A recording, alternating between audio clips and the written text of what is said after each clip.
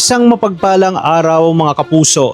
Hindi na nga kinaya ni Greg ang matinding tensyon sa loob ng pamilya Torrecampo matapos ang mainitang komprontasyon ni Thea at Marge sa may swimming pool. Awi sa trahedya nang muntik nang malunod si Marge dahil sa ginawa ni Thea. At dahil sa sobrang stress at galit na nasaksihan ni Greg, halos mawala na ito ng hininga dahilan para magpanik ang buong pamilya.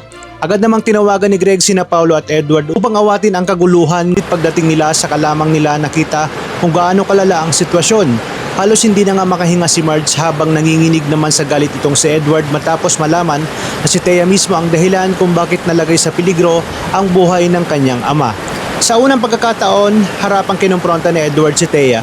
Direkta niyang tinanong kung hanggang saan ba ang kaya nitong gawin para lamang sa kayamanan at kapangyarihan ng pamilya Torrecampo. Ayon kay Edward, tila mas mahalaga pa raw kay Thea ang mana kaysa sa kaligtasan ng kanilang pamilya. Natuluyang bumigay si Edward at sinabi niyang tapos na ang lahat sa pagitan nila ni Thea. Wala na umano siyang nakikitang dahilan upang magpatuloy pa ang relasyon nilang punong-puno ng kasinungalingan at galit. Lumuha at nagmakaawa si Thea. Paulit-ulit niyang sinabi na hindi niya kakayaning mawala si Edward lalo na at may anak silang si Ashley. Ngunit laging matigas ang puso ni Edward. Para sa kanya, mas lalong masasaktan si Ashley kung patuloy nilang pipilitin ang isang pamilyang matagal nang wasak. Dahil dito tuluyan ang pinalaya si Thea sa mansyon ng mga Torrecampo. Wala itong nagawa kundi umalis na tila basang sisiw habang pinapanood siya ng buong pamilya.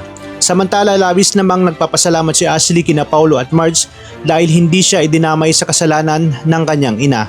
Agad namang nilinaw ni Marge kay Ashley na hindi nito kailangang akuin na ang pagkakamali ng kanyang inang si Thea. Ang mahalaga raw ay marunong pumili si Ashley ng tama at hindi niya hinahayaang matulad siya sa maling landas na tinatahak ng kanyang ina.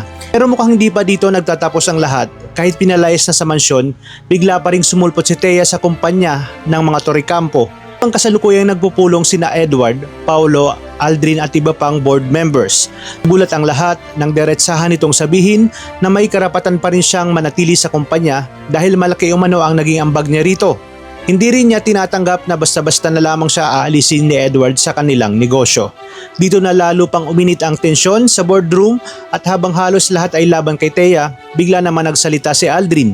Ayon sa kanya, kung itataboy man ng mga Torrecampo si Thea, handa raw siyang kumampi dito at tulungan ito sa anumang plano nito laban sa kumpanya. Ito na nga magsasanib pwersa sina Aldrin at Thea para pabagsakin ang mga Torrecampo. Ngunit lalong maiinis itong si Aldrin nang makita niya na nagkakasiyahan pa. Imbis na mawasak ang Torrecampo family ay nakita niya nag-selfie ang mga ito at ang uunahin niya nga daw ay walang iba kundi itong si Regina.